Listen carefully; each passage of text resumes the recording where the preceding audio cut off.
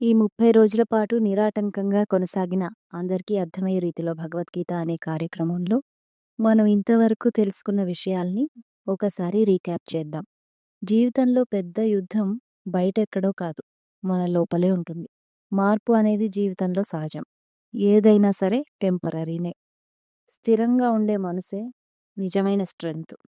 Life నుంచి పారిపోవటం కాదు, క్లారిటీతో బతకటమే గీత చెప్పే మొదటి పాఠం. ఇక్కడితో మనం పూర్తిగా ఆపేయట్లేదు కానీ, ఒక చిన్న బ్రేక్ తీసుకొని మళ్ళీ కలుద్దాం. ఎందుకంటే, వరుసగా చెప్తూ పోతే కొద్దిగా అవర్షన్ వచ్చే ఛాన్స్ ఉంది. మనమే బ్రహ్మశ్రీలం కాదు కాబట్టి, అందరికీ అర్థమయ్యే రీతిలో భగవద్గీత కాస్త అందరికీ బోర్ కొట్టే రీతిలో భగవద్గీత కాకముందే మనం బ్రేక్ తీసుకుంటే మంచిది కదా! ఇన్ని రోజుల పాటు విన్న వాళ్ళందరిలో ఎవరో ఒకరిద్దరికైనా ఆత్మజ్ఞానం పట్ల జిజ్ఞాస కలిగినా, లేదా పర్సనల్ గ్రోత్ విషయంలో ఎంతో కొంత ఉపయోగపడిందనిపించినా చాలా సంతోషం.